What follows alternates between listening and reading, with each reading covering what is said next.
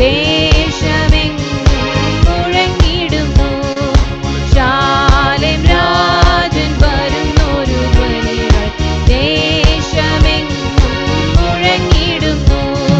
ക്രിസ്തുവീരരുണർന്നു ശോഭിപ്പാൻ ശക്തിയായൊരു വേല ചെയ്യുവാൻ. ക്രിസ്തുവീരരുണർന്നു ശോഭിപ്പാൻ ശക്തിയായൊരു വേല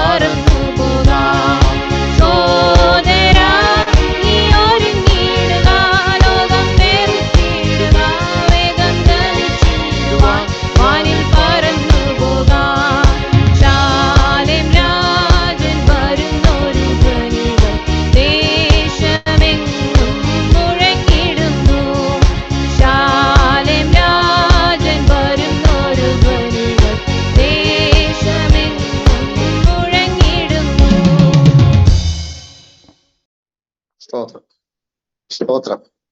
കർത്താവിന്റെ അതിപരിശുദ്ധമായ തിരുനാമം ഇന്നുമെന്നും എന്നേക്കും വാഴ്ത്തപ്പെടുമാറാകട്ടെ. സ്തോത്രം. മീറ്റിംഗിൽ അധ്യക്ഷനായിരിക്കുന്ന ബഹുമാന്യ കർത്തദാസൻ പാസ്റ്റർ ക്രിസ്തുവിനും മറ്റ് കർത്തൃ ശുശ്രൂഷകന്മാർക്കും പ്രിയമുള്ള സഹോദരങ്ങൾ എല്ലാവർക്കും യേശു ക്രിസ്തുവിന്റെ പരിശുദ്ധ നാമത്തിൽ ഹൃദയപൂർവ്വം വന്ദനങ്ങൾ അറിയിക്കുന്നു. സ്തോത്രം. ചില മിനിറ്റുകൾ വൈകിപ്പോയത് ദയവായി ക്ഷമിക്കണം. സ്തോത്രം. എടുത്തുകൊണ്ടിരുന്ന ക്ലാസ് എൻ്റെ ഒരു കൺക്ലൂഷൻ വരാൻ 2 മിനിറ്റ് കൂടുതൽ എടുക്കേണ്ടി വന്നു. സ്തോത്രം. കർത്താവ് സഹായിക്കട്ടെ. സ്തോത്രം. നമ്മള് ചിന്തിച്ചുകൊണ്ടിരിക്കുന്ന ഭാഗം എല്ലാവരുടെയും മനസ്സിലുണ്ടെന്ന് വിശ്വസിക്കുന്നു. ഒടുവിലത്തെ ക്ലാസ് കഴിഞ്ഞ വെള്ളിയാഴ്ച ആയിരുന്നതുകൊണ്ട് ചില ദിവസങ്ങൾ നമ്മൾ ക്ലാസ്സിൽ ഇടയ്ക്ക് ഗ്യാപ്പ് വന്നതുകൊണ്ട് എല്ലാവരും എന്താ പഠിച്ചുകൊണ്ടിരിക്കുന്നത്, എന്താ ചിന്തിച്ചുകൊണ്ടിരിക്കുന്നുള്ള ഓർമ്മയുണ്ടെന്ന് ഞാൻ കരുതട്ടെ. സ്തോത്രം. ഓർക്കുന്നെന്ന് വിശ്വസിക്കുന്നു. കേൾക്കാമോ പാസ്റ്ററെ? ഒന്ന് പറഞ്ഞേക്കണേ. കേൾക്കാമോ? Am I audible? കേൾക്കാം. Okay, thank you. സ്തോത്രം. നമ്മള് നീതീകരണം എന്നുള്ളത് കുറച്ച് കാര്യങ്ങളൊക്കെ ചിന്തിച്ചു. വിശുദ്ധീകരണത്തിന്റെ ഒരു മുഖവുര, എന്താണ് വിശുദ്ധീകരണം എന്നുള്ളത് കഴിഞ്ഞ ക്ലാസ്സിൽ നമ്മൾ ചിന്തിക്കുകയുണ്ടായി. ഇന്ന് അതിന്റെ ബാക്കിയുള്ള ചില ഭാഗങ്ങൾ നമുക്ക് ചിന്തിക്കാം. അതിനു മുമ്പ് 1-2 സംശയങ്ങളായിട്ട് എന്നോട് ചോദിച്ചിട്ടുണ്ട്. അതിന് മറുപടി പറഞ്ഞു പോയാൽ കൊള്ളാമെന്നുണ്ട്. അതായത്, ഒന്നാമത് ചോദിച്ചിരിക്കുന്ന ഒരു ചോദ്യം, മത്തായിയുടെ സുവിശേഷത്തിൽ കർത്താവ് പറഞ്ഞു, മത്തായിയുടെ സുവിശേഷം 24-ാമത്തെ അധ്യായത്തിൽ കർത്താവ് പറഞ്ഞു, ആ നാളും നാഴികയും സംബന്ധിച്ചോ എൻ്റെ പിതാവ് മാത്രമല്ലാതെ സ്വർഗത്തിലെ ദൂതനും പുത്രനും കൂടെ അറിയുന്നില്ല എന്ന് കർത്താവ് അവിടെ പറഞ്ഞു. മത്തായി 24:36 സ്വർഗത്തിലെ ദൂതന്മാരും പുത്രനും കൂടെ അറിയുന്നില്ല. അപ്പൊ ഇത് യേശുക്രിസ്തുവിന്റെ ദൈവത്വത്തെ നിഷേധിക്കുന്ന ചില ആളുകൾ ഈ വാക്യമെടുത്ത് പല നിലകളിൽ വ്യാഖ്യാനിക്കാറുണ്ട്. നമ്മൾ ഇതൊരു കാര്യം മനസ്സിലാക്കണം. യേശുക്രിസ്തു ജഡത്തിൽ ലോകത്തിൽ വെളിപ്പെട്ട് ജഡത്തിൽ പാർത്ത് ശുശ്രൂഷിച്ചിരുന്നപ്പോൾ ഫിലിപ്പിലേഖനം വായിക്കുന്നത് പോലെ തന്നെത്താൻ താഴ്ത്തി തന്നെത്താൻ ഒഴിച്ചു വേഷത്തിൽ മനുഷ്യനായി വിളങ്ങി എന്നാണ്. ഈ തന്നെത്താൻ ഒഴിച്ചു എന്ന് പറയുമ്പോൾ പ്രിയപ്പെട്ടവരെ, കർത്താവ് ദൈവത്വം മാറ്റിവെച്ചു എന്നല്ല, പിന്നിലെ തന്നിലെ സ്വയത്തോടിനോ പറഞ്ഞു. ഫിലിപ്പ് ലേഖനം 2-ാം അധ്യായം അതിന്റെ 8-ാമത്തെ വാക്യമാണ് തന്നെത്താൻ ഒഴിച്ചു എന്നുള്ളത്. തന്നെത്താൻ ഒഴിച്ചു എന്ന് പറഞ്ഞാൽ തന്നിലെ സ്വയത്തോട് നോ പറഞ്ഞു എന്നാണ് അതിന്റെ അർത്ഥം. കാരണം ദൈവത്തിന് ദൈവമല്ലാതെ ആകാൻ കഴിയുകയില്ല. കർത്താവ് ദൈവമാണല്ലോ. ദൈവത്തിന് ദൈവമല്ലാതാകാൻ കഴിയില്ല, ദൈവത്വം മാറ്റിവെക്കാനും കഴിയില്ല. അപ്പൊ അവിടുന്ന് പൂർണ്ണ മനുഷ്യനും പൂർണ്ണ ദൈവവുമായിട്ടാണ് കർത്താവ് ജഡത്തിൽ ഇവിടെ പാർത്ത് ശുശ്രൂഷിച്ചത്. അപ്പൊ ദൈവത്വവും മനുഷ്യത്വവും അവനിൽ ഒരുപോലെ ചേർന്ന് നിലനിന്നിരുന്നു. അപ്പൊ ദൈവത്വവും മനുഷ്യത്വവും ചേർന്ന് നിൽക്കാൻ കഴിയുമോ എന്ന് ചില ആളുകൾ ചോദിക്കാറുണ്ട്. അതെ, എന്തുകൊണ്ട് കഴിയില്ല? പൂർണ്ണ മനുഷ്യത്വവും പൂർണ്ണ ദൈവത്വവും ഒരുമിച്ച് ചേർന്ന് ഇരിക്കാൻ കഴിയുന്നതാണ്. കാരണം ഓർത്ത് നോക്കിയേ, ദൈവത്തിൽ നിന്നാണ് നമ്മള് അല്ലെങ്കിൽ മനുഷ്യർ സൃഷ്ടിക്കപ്പെട്ടത്. നമ്മുടെ ഒരു പാട്ടിൽ നമ്മൾ പറയും, ഒന്നുമില്ലായ്മയിൽ നിന്ന് തന്നുടെ ഛായയിൽ. അത് ഒന്നുമില്ലായ്മയിൽ നിന്നല്ല, തന്നിൽ നിന്ന് തന്നെയാണ് നമ്മളെ സൃഷ്ടിച്ചത്. റോമാലേഖനം 11-ാം അധ്യായത്തിലുള്ളല്ലോ, സകലവും അവനിൽ നിന്നും അവനാലും അവങ്കിലേക്കും. അപ്പോ ദൈവത്തിൽ നിന്ന് മനുഷ്യൻ ഉരുവായി സൃഷ്ടിക്കപ്പെട്ടു. അപ്പൊ മനുഷ്യന്റെ ഉറവിടം ദൈവമാണ്. അപ്പൊ ദൈവത്വത്തിൽ കുടികൊള്ളുന്ന എല്ലാ സദ്ഗുണങ്ങളിലും ദൈവം തീരുമാനിച്ച് നൽകിയ സദ്ഗുണങ്ങൾ ഉള്ളവനായിട്ടാണ് മനുഷ്യൻ സൃഷ്ടിക്കപ്പെട്ടത്. അപ്പോൾ ദൈവിക ഗുണങ്ങൾ ഉള്ളവനായിട്ടാണ് മനുഷ്യൻ സൃഷ്ടിക്കപ്പെട്ടത്. അതാണ് നീതി, വിശുദ്ധി, തേജസ്, പരിജ്ഞാനം. 4 എടുത്തു പറഞ്ഞിട്ടുണ്ട്. അപ്പോൾ ദൈവിക ഗുണങ്ങൾ ഉള്ളവനായിട്ട് ദൈവം മനുഷ്യനെ സൃഷ്ടിച്ചു. അപ്പൊ ദൈവത്തിൽ നിന്ന് സൃഷ്ടിക്കപ്പെട്ട മനുഷ്യനും ആ ദൈവവും ചേർന്നിരിക്കുന്നതിന് എന്നാ തടസ്സം? മനുഷ്യത്വം ദൈവത്തിൽ നിന്ന് വിഭിന്നമല്ല. എന്നാൽ അപൂർണ മനുഷ്യത്വമാണ് ദൈവത്വത്തോട് യോജിക്കാത്തത്. പൂർണ്ണ മനുഷ്യത്വം പൂർണ്ണ ദൈവത്വത്തോട് ചേർന്നിരിക്കുന്നതാണ്. അപൂർണ മനുഷ്യത്വം പൂർണ്ണ ദൈവത്വത്തോട് യോജിക്കുകയില്ല എന്നേ ഉള്ളൂ. ഞാൻ പറഞ്ഞത് വ്യക്തമായെന്ന് വിശ്വസിക്കുന്നു. അപ്പോൾ പൂർണ്ണ മനുഷ്യനായി ഇവിടെ വന്നപ്പോൾ ദൈവത്വം അവനിലുണ്ട്. പക്ഷേ ദൈവത്വം ഉപയോഗിക്കുവാനുള്ള സ്വാതന്ത്ര്യം പിതാവിന്റെ തിരുഹിതത്തിന് സമർപ്പിച്ചിരുന്നു.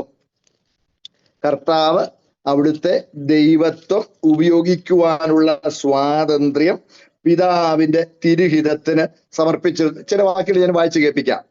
യോഹന്നാന്റെ സുവിശേഷം 5-ാം അധ്യായം 19-ാമത്തെ വാക്യം.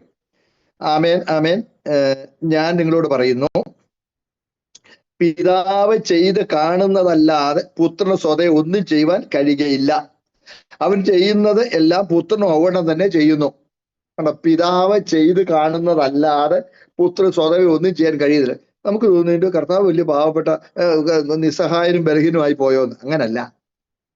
പിതാവിന്റെ തിരുഹിതപ്രകാരം പിതാവ് നിയമിച്ച് നൽകിയ ശുശ്രൂഷകളെ കർത്താവ് ചെയ്തുള്ളൂ. ഇനി അതിന്റെ തന്നെ 30-ാം വാക്യത്തിൽ, എനിക്ക് സ്വതവേ ഒന്നും ചെയ്യുവാൻ കഴിയുന്നതല്ല. കേട്ടോ, കർത്താവ് സ്വതവേ ഒന്നും ചെയ്യുന്നില്ല, പിതാവിന്റെ തിരുഹിതം അനുസരിച്ച് മാത്രം. അത് ബോധപൂർവം സ്വമേധയാ സ്വീകരിച്ച പരിമിതിയാണ്. സർവശക്തൻ, സർവജ്ഞാനി, സർവവ്യാപി. ഈ സദ്ഗുണങ്ങൾ, ഈ ദൈവിക ഗുണങ്ങൾ കർത്താവ് ഉപയോഗിച്ചില്ല. സർവശക്തനല്ല. ക്രൂശിൽ അവൻ എന്റെ ശക്തി ഓട്ടുകഷ്ണം പോലെ ആയി എന്ന് പറഞ്ഞല്ലോ. 2, സർവവ്യാപിയായിരുന്നില്ല. കർത്താവ് ഇവിടെ വന്നപ്പോൾ ആ സർവവ്യാപിത്വം ഉപയോഗിച്ചില്ല. അതുകൊണ്ടല്ലോ വള്ളത്തേക്കറി യാത്ര ചെയ്ത്, കാൽനടയായി യാത്ര ചെയ്ത്. ഇനി സർവജ്ഞാനം അവരിൽ ഉണ്ടെങ്കിൽ ഉപയോഗിച്ചില്ല. ഏത് ദൈവിക കഴിവുകൾ ഉപയോഗിക്കണമെന്ന് പിതാവ് തീരുമാനിച്ച് അനുവദിച്ചുവോ അത് മാത്രമേ കർത്താവ് ഉപയോഗിച്ചുള്ളൂ. അപ്പോൾ സർവജ്ഞാനം കർത്താവ് ഉപയോഗിച്ചില്ല. സർവശക്തി ഉപയോഗിക്കാഞ്ഞ പോലെ, സർവവ്യാപിത്വം ഉപയോഗിക്കാഞ്ഞതുപോലെ സർവജ്ഞാനം ഉപയോഗിച്ചില്ല. അതുകൊണ്ട് പുത്രൻ അറിയുന്നില്ല എന്ന് പറഞ്ഞു. സ്തോത്രം. അല്ലാതെ കർത്താവ് ദൈവമല്ലാത്തത് കൊണ്ട് പുത്രൻ അറിയുന്നില്ലെന്ന് പറഞ്ഞാൽ എന്തെങ്കിലും ഒന്ന് അറിയാതിരിക്കുന്നവൻ സർവജ്ഞാനി അല്ലല്ലോ, അങ്ങനെയൊക്കെ വിമർശിക്കുന്നവരുണ്ട്. പ്രിയപ്പെട്ടവരെ, കർത്താവ് പൂർണ്ണ ദൈവം തന്നെ. പക്ഷെ അവിടുത്തെ ദൈവത്വം ഉപയോഗിക്കാനുള്ള സ്വാതന്ത്ര്യം പിതാവിന്റെ തിരുഹിതത്തിന് സമർപ്പിച്ചിരുന്നതിനാൽ സർവജ്ഞാനം ഉപയോഗിച്ചില്ല. അതുകൊണ്ട് കർത്താവ് അങ്ങനെ പറഞ്ഞു. എന്നാൽ അതേസമയത്ത് തിരികെ ആ മഹത്വത്തിലേക്ക് ഉൾപ്രവേശിച്ചപ്പോൾ, ആ ദൈവത്വത്തിന്റെ പൂർണ്ണതയിലേക്ക്, ആ പൂർണ്ണാനുഭവത്തിൽ ആ പൂർണ്ണത അവിടുന്ന് ഉപയോഗിക്കാൻ തീരുമാനിച്ചപ്പോൾ, അല്ലെങ്കിൽ കർത്താവ് പറഞ്ഞല്ലോ, ലോകസ്ഥാപനം മുതലേ, ലോകസ്ഥാപനത്തിന് മുമ്പേ, ഞാൻ പറഞ്ഞു തെറ്റിപ്പോയി, മുതലേ ലോകസ്ഥാപനത്തിന് മുമ്പേ എനിക്ക് നിന്റെ അടുക്കൽ ഉണ്ടായിരുന്ന മഹത്വത്തിലേക്ക് എന്നെ മഹത്വപ്പെടുത്തണമേ എന്ന് കർത്താവ് മഹാപുരോഹിത പ്രാർത്ഥന യോഹന്നാൻ 17 സുവിശേഷം 17 അതുപോലെ തന്നെ യോഹന്നാൻ സുവിശേഷം 7-ാം അധ്യായത്തിൽ നമ്മൾ കാണുന്നുണ്ടല്ലോ, യേശു അന്ന് തേജസ്കരിക്കപ്പെട്ടിട്ടില്ലെങ്കിൽ ആത്മാവ് വന്നിട്ടില്ലായിരുന്നു. അവൻ തേജസ്കരിക്കപ്പെട്ട് പിതാവിനോടുള്ള സമത്വത്തിലേക്ക് തിരികെ ചേർക്കപ്പെട്ടപ്പോൾ, പിതാവും പുത്രനും ഒന്ന് തന്നെയാണ്. അപ്പോൾ ഇവിടെ അതാ ഞാനും പിതാവ് ഒന്നാമെന്ന് പറഞ്ഞല്ലോ, സമത്വം കുറവൊന്നുമില്ല. പക്ഷെ അത് ഉപയോഗിക്കുന്നില്ലെന്നേ ഉള്ളൂ. അതുകൊണ്ട് ചേർന്ന് കഴിഞ്ഞപ്പോ പിന്നെ പറയാ, ഇതാ ഞാൻ വേഗം വരുന്നു. എപ്പോഴാ വരുന്നതെന്ന് അറിയാത്തവന് വേഗം വരുന്നെന്ന് പറഞ്ഞാൽ അതിനകത്ത് വ്യാജമുണ്ട്. കർത്താവിന് വ്യാജത്തിന്റെ ലേശം പോലും ഇല്ല. അതുകൊണ്ട് കർത്താവ് ഇന്നത് അറിയുന്നു. അത് ദൈവത്വം ഉപയോഗിക്കാഞ്ഞത് കൊണ്ട്, സർവജ്ഞാനം ഉപയോഗിക്കാഞ്ഞത് കൊണ്ട് അന്ന് അങ്ങനെ പറഞ്ഞു എന്നേ ഉള്ളൂ. വ്യക്തമായെന്ന് വിശ്വസിക്കുന്നു. പിന്നെ ചോദിച്ച ചോദ്യങ്ങൾ അല്പം വിശദീകരണം അർഹിക്കുന്നതും നമ്മുടെ വിഷയവുമായി വളരെ ബന്ധമുള്ളവയുമാണ്. വളരെ ശ്രദ്ധിച്ചിരിക്കണം. റോമാലേഖനം 7-ാം അധ്യായം 24-ാമത്തെ വാക്യത്തിൽ ഇത് ഈ വിശുദ്ധീകരണത്തിൽ നമ്മൾ പാപത്തിന്റെ ശക്തിയിൽ നിന്നുള്ള വിടുതലാണ് പ്രാപിക്കുന്നതെന്ന് ഞാൻ നിങ്ങളോട് പറയുകയുണ്ടായി. പാപത്തിന്റെ ശിക്ഷയിൽ നിന്നുള്ള വിടുതലാണ് നീതീകരണം, പാപത്തിന്റെ ശിക്ഷ എന്നുള്ള വിടുതൽ. എന്നാൽ വിശുദ്ധീകരണം പാപത്തിന്റെ ശക്തിയിൽ നിന്നുള്ള വിടുതലാണ്. പാപത്തിന്റെ ശക്തി പുറമേ മാത്രമല്ല, ഈ ചോദിച്ച പ്രിയപ്പെട്ട ആരാണെങ്കിലും ആ പ്രിയപ്പെട്ടവര് ചോദിച്ചവര് പറഞ്ഞിരിക്കുന്നു, പുറമേ ഉള്ളതല്ലേ ഉള്ളൂ, അകത്തെ പാപം തീർന്നല്ലോ എന്നുള്ള രീതിയിലാണ് ഇവിടെ പറഞ്ഞത്.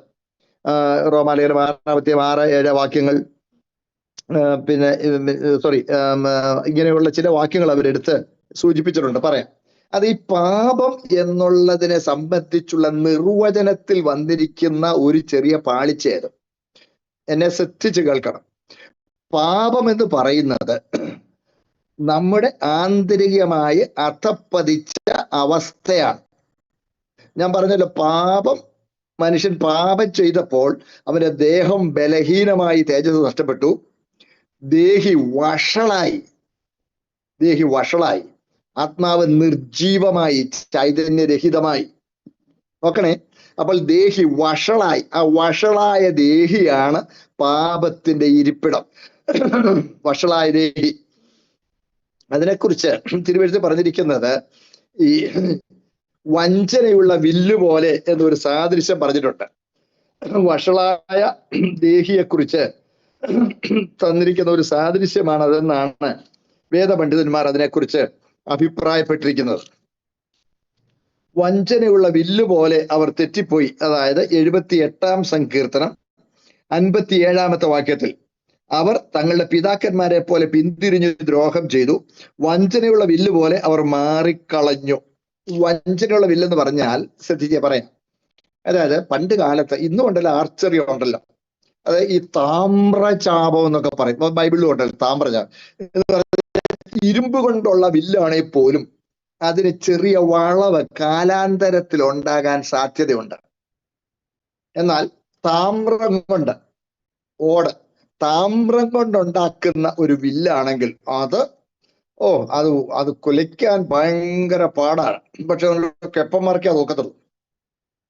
എന്നാൽ ഈ താമ്രചാപത്തിന് ഒരു റിഫ്രാക്ഷനും ഉണ്ടാകില്ല. എന്ന് പറഞ്ഞാൽ നല്ല 100%, 100% നല്ല കൃത്യമായിരിക്കും ആംഗിള്. ഈ അതിന്റെ ആ ആംഗിള് വില്ല് കുലച്ചു കഴിയുമ്പോൾ അതിന്റെ ആംഗിള് നല്ല കൃത്യമല്ലെങ്കിൽ വ്യത്യാസം വരാൻ സാധ്യതയുണ്ട്. എയ്യുമ്പോൾ വ്യത്യാസം വരാം. എന്നാൽ ഈ താമ്രചാപം തന്നെ ഒരാൾ ഉണ്ടാക്കി വെച്ചിട്ട് നല്ല മുട്ടുക്കൻ ആർച്ചർ,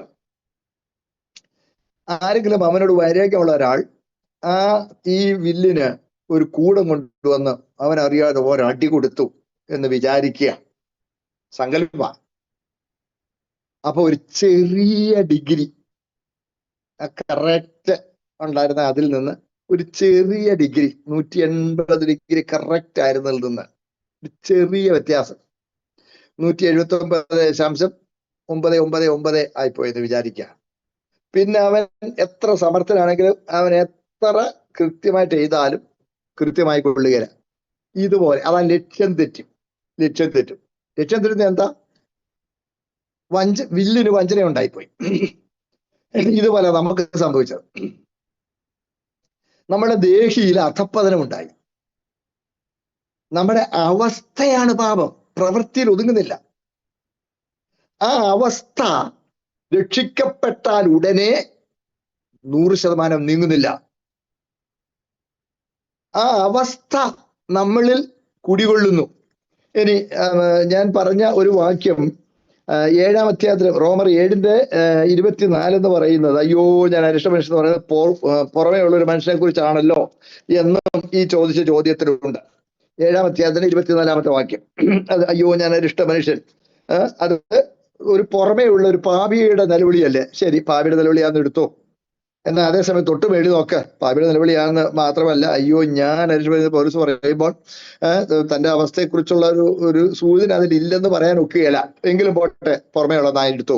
തൊട്ട് മേളിലോട്ട് നോക്കിയാൽ അതിന്റെ 14 മുതൽ വായിക്കുമ്പോൾ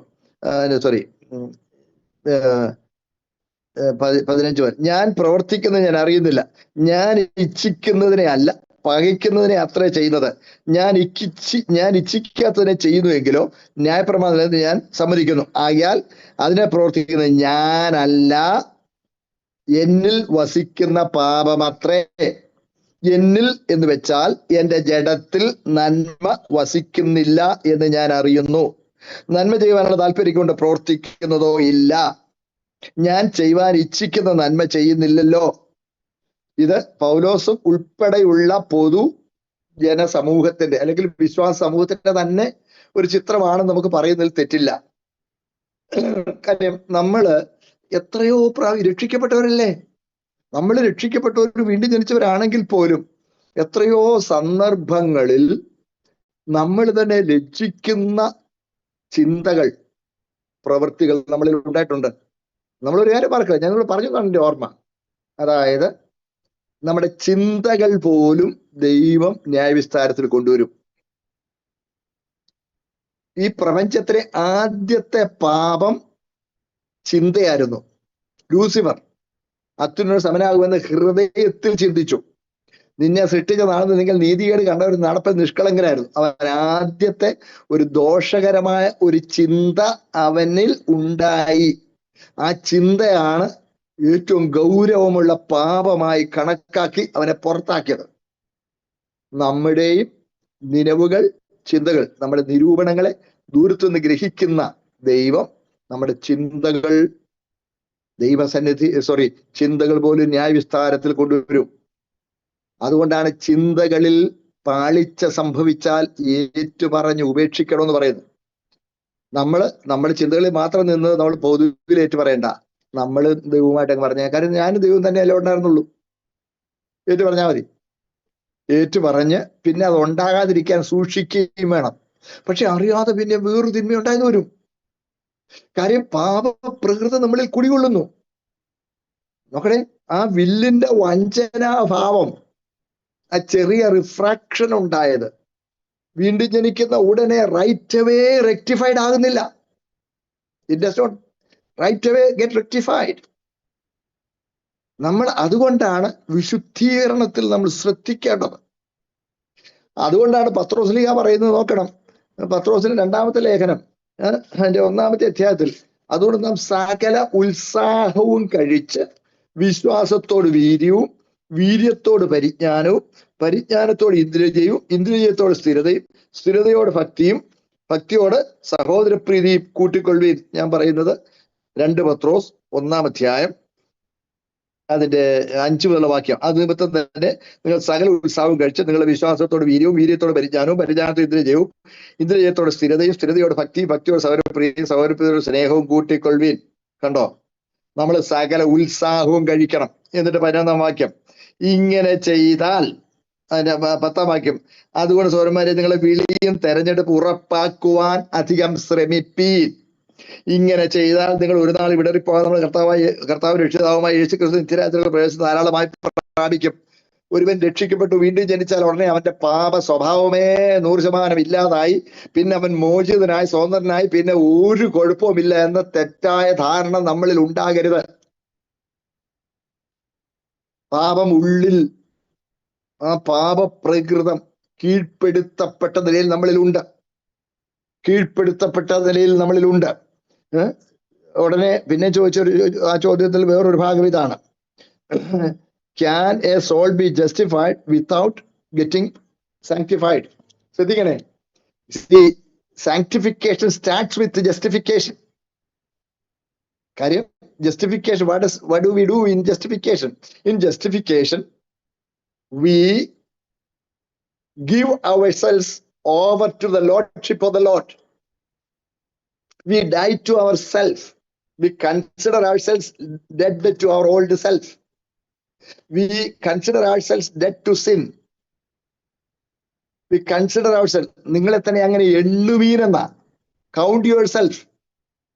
Actually we do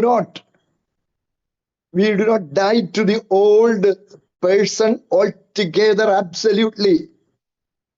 That old sin nature lurks within us. F.F. Bruce എന്ന പ്രസിദ്ധനായ ആ തിയോളജിയനാണ് ഓൾഡ് സിൻ നേച്ചർ എന്നാണ് പറയുന്നത്. അതാ ജഡം എന്ന് പറയുന്നത്. ശരീരം വേറെ, ജഡം വേറെ. സൗരങ്ങളെ, രക്ഷ നഷ്ടപ്പെട്ടില്ലാന്ന് പറയുന്നവരാണ് കാൽവിനിസ്റ്റിക് ചിന്ത. അതിന്റെ അഡ്വക്കേറ്റ്സ് ആണ്. രക്ഷിക്കപ്പെട്ട പിന്നെ പാപം അപ്പോഴേ തീർന്നു, പിന്നെ പാപവുമായി നമുക്ക് ഒരു ഇടപാടുമില്ല, പിന്നെ പാപത്തിന് സാധ്യതയുമില്ല എന്നൊക്കെയുള്ള ചിന്തയിലേക്ക് വരുന്നത്. നമ്മൾ അങ്ങനല്ല. We believe in Arminianism. നമ്മൾ രക്ഷിക്കപ്പെട്ടവൻ കൃപയിൽ നിലനിൽക്കണം, അല്ലെങ്കിൽ കൃപയിൽ നിന്ന് വീണുപോകും. കൃപയിൽ നിന്ന് വീണുപോകും. നമുക്കറിയാമല്ലോ, കൃപയിൽ നിന്ന് വീണുപോയവരെ കുറിച്ച് തിരുവെഴുത്തിലുണ്ട്. അറിയാം, ഈവൻ നമ്മുടെ ഇസ്കരിയോത്ത യൂദ, കർത്താവ് ശിഷ്യന്മാരെ പറഞ്ഞയക്കുമ്പോൾ അവര് തിരിച്ചു വന്ന് പറഞ്ഞു, കർത്താവ് ഇതിന്റെ നാമം ഞങ്ങൾ ഭൂതങ്ങൾ ഞങ്ങൾ കീഴടങ്ങുന്നു. ഉടനെ കർത്താവ് പറഞ്ഞു, ഭൂതങ്ങൾ നിങ്ങൾ കീഴടങ്ങുന്നില്ല, അല്ലെങ്കിൽ നിങ്ങളുടെ പേര് സ്വർഗത്തിൽ എഴുതിയിരിക്കുന്നതിൽ അത്രേ സന്തോഷിപ്പീൻ. അപ്പോൾ ന്യായമായും നമുക്കിങ്ങനെ മനസ്സിലാക്കാം, യൂദായുടെ പേരും സ്വർഗത്തിൽ എഴുതിയിരുന്നത് അത് ഒരിക്കൽ എന്നും എഴുതി എന്നാണെങ്കിൽ യൂദയും വീണു പോകാനുള്ള സാധ്യത ഇല്ലല്ലോ, അല്ലെങ്കിൽ നഷ്ടപ്പെട്ടു പോകാനുള്ള സാധ്യത ഇല്ലെന്ന് വരികയല്ലേ? അങ്ങനെയല്ല. എന്നോട് പാപം ചെയ്യുന്നതിന്റെ പേര് ഞാൻ ജീവന്റെ പുസ്തകത്തിൽ മായ്ച്ചു കളയും. പുറപ്പാട് 32, 33. എത്ര ഇടത്തുണ്ട്? അത് വേറൊരു വിഷയമാണല്ലോ. അങ്ങോട്ട് പോയപ്പോൾ ആ ഒരാശയത്തിലേക്ക് നമ്മൾ വഴുതി പോകരുത്. രക്ഷിക്കപ്പെട്ട് കഴിയുമ്പോൾ പാപത്തിന്റെ പരിപാടി കഴിഞ്ഞു എന്നുള്ള ചിന്ത നമ്മളിൽ ഉണ്ടാകാൻ പാടില്ല. അപ്പോൾ വിശുദ്ധീകരണത്തിൽ മുഴുവൻ വഴികളും പോയി കഴിഞ്ഞിട്ട് അല്ലെങ്കിൽ ജസ്റ്റിഫിക്കേഷൻ ഉണ്ടാകുന്നുള്ളൂ എന്ന് ചിന്തിക്കരുത്. Sanctification starts in justification, but a person who is justified need to continue in sanctified life. ഞാനത് വിശദീകരിക്കാം ഇന്ന്. എല്ലാവരും എൻ്റെ കൂടെ ഉണ്ടെന്ന് ഞാൻ വിശ്വസിക്കട്ടെ. സ്തോത്രം. അതാണ് റോമർ 6:12. പാപം നിങ്ങളുടെ മർത്യ ശരീരത്തിൽ അതിന്റെ മോഹങ്ങളെ അനുസരിക്കുമാർ ഇനി വാഴരുത്. പാപം ഇനി വാഴരുത്. We have to be careful about that. നോക്കണേ, പിന്നെ 7:24 പുറത്തുള്ള ഒരു പാവിയുടെ നിലവിളി എന്നല്ല. നമ്മൾ ചിലപ്പോൾ എന്റെ ദൈവമേ ഞാൻ ഇങ്ങനെ ആയി പോയല്ലോ, അയ്യോ ഞാൻ ഒരിക്കലും ആഗ്രഹിച്ചാൽ അങ്ങനെ ചിന്തിക്കണമെന്ന്, ഞാൻ അറിയാതെ അങ്ങനെ ചിന്തിച്ചു പോയല്ലോ എന്ന് നമ്മൾ ചിലപ്പോൾ പറയേണ്ടി വരും. ബിക്കോസ് ആ പാപ സ്വഭാവം ഉള്ളിൽ കിടക്കുന്നത്. അതുകൊണ്ടാ എന്റെ കൂടെ ഉണ്ടെന്ന് വിശ്വസിക്കട്ടെ. സ്തോത്രം. പ്രിയപ്പെട്ടവരെ, അതുകൊണ്ട് രക്ഷിക്കപ്പെട്ട് കഴിഞ്ഞാൽ പിന്നെ പാപത്തിൽ നമ്മൾ ഒരിടപാടില്ല എന്ന് ചിന്തിക്കരുത്. ഇനി വാഴരുത്. 6:12 റോമർ 6:12 ഉണ്ട്. പിന്നെ എത്രയോ ഭാഗങ്ങള് കർത്താവ് അനുവദിച്ചാൽ റോമാലേഖനത്തിന്റെ ഒരു സ്റ്റഡി ഞാൻ ഇപ്പൊ എഴുതിക്കൊണ്ടിരിക്കുകയാണ്. 12-ാം അധ്യായം കഴിഞ്ഞു. താമസിക്കാതെ ഇറങ്ങാൻ ദൈവം എന്നെ സഹായിക്കട്ടെ. സ്തോത്രം. നിങ്ങളും പ്രാർത്ഥിക്കണേ. പ്രിയപ്പെട്ട, ഞാൻ ഈ കാര്യങ്ങളെല്ലാം അതിനകത്ത് വിശദീകരിക്കാൻ ശ്രമിച്ചിട്ടുണ്ട്. അതുകൊണ്ട് പ്രിയപ്പെട്ടവര്, രക്ഷിക്കപ്പെട്ട് കഴിഞ്ഞാലും നമ്മളിൽ പാപപ്രകൃതം ഉള്ളിൽ കിടപ്പുണ്ട്, മറക്കരുത്. അതുകൊണ്ടാണ് വിശുദ്ധീകരണത്തിന് ആവശ്യമുള്ളത്. വിശുദ്ധീകരണം നീതീകരണത്തിൽ തുടങ്ങി. കാരണം നീതീകരിക്കപ്പെടുന്നത് പഴയതിന് മരിച്ച് ക്രിസ്തുവിന്റെ കർത്തൃത്വത്തിനായി നമ്മളെ ഏൽപ്പിച്ചു കൊടുത്ത് ക്രിസ്തുവിലാകുന്നത് കൊണ്ടാണ്. ക്രിസ്തുവിലാകുമ്പോൾ തന്നെ നമ്മളിലെ ആ പാപ സ്വഭാവം 100% നീക്കപ്പെടുന്നില്ല എന്നുള്ളത് നമ്മൾ മറന്നു പോകരുത്. I hope I make myself clear enough. മുമ്പോട്ട് പോയിക്കോട്ടെ. ഇനി സാങ്ക്ടിഫിക്കേഷൻ അതിനെ തുടരുന്നു. വിശുദ്ധീകരണത്തെ കുറിച്ച് നമ്മൾ ചിന്തിക്കുമ്പോൾ വിശുദ്ധീകരണത്തിന് 3 ഘട്ടങ്ങളുണ്ട്. ഒന്ന്, പൊസിഷണൽ സാങ്ക്ടിഫിക്കേഷൻ അഥവാ വിശുദ്ധനായുള്ള അവരോധനം. We are accepted and acclaimed by the Lord as a holy person, sanctified person. That is positional sanctification. നമുക്ക് വാക്യങ്ങളുണ്ട്. എബ്രായലേഖനം 10-ാം അധ്യായത്തിന്റെ 10-ാമത്തെ വാക്യം വായിക്കുമ്പോൾ അവിടെ നമ്മൾ കാണുന്നു, ആ ഇഷ്ടത്തിൽ നാം യേശുക്രിസ്തു ഒരിക്കലായി കഴിച്ച ശരീരയാഗത്താൽ വിശുദ്ധീകരിക്കപ്പെട്ടിരിക്കുന്നു.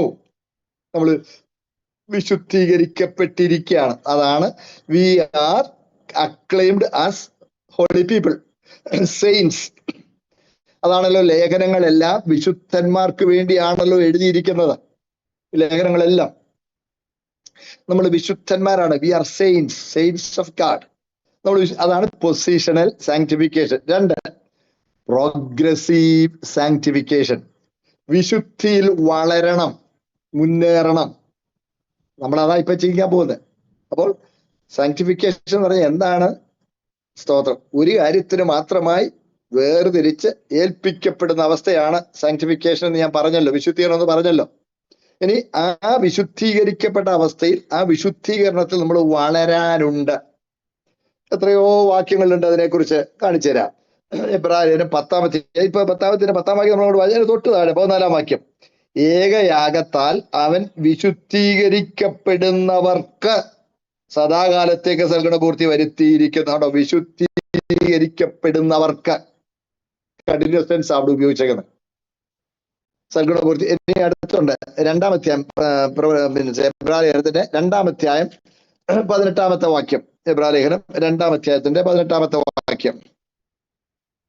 അതായത് താൻ തന്നെ പരീക്ഷിതനായി കഷ്ടമനുഭവിച്ചിരിക്കാൻ പരീക്ഷിക്കപ്പെടുന്നവർക്ക് സഹായിപ്പാൻ കഴിവുള്ളവനാകുന്നു. കണ്ടോ, പരീക്ഷിക്കപ്പെടുന്നവർക്ക് സഹായിപ്പാൻ കർത്താവിന്റെ കൃപ നമുക്ക് ആവശ്യമാണ്. കർത്താവിന്റെ സഹായം നമുക്ക് ആവശ്യമാണ്. അതാണ് കണ്ടിന്യൂസ് ആണ്. അതിന്റെ 7:25 നമുക്ക് എല്ലാവർക്കും അറിയാവുന്ന 7:25.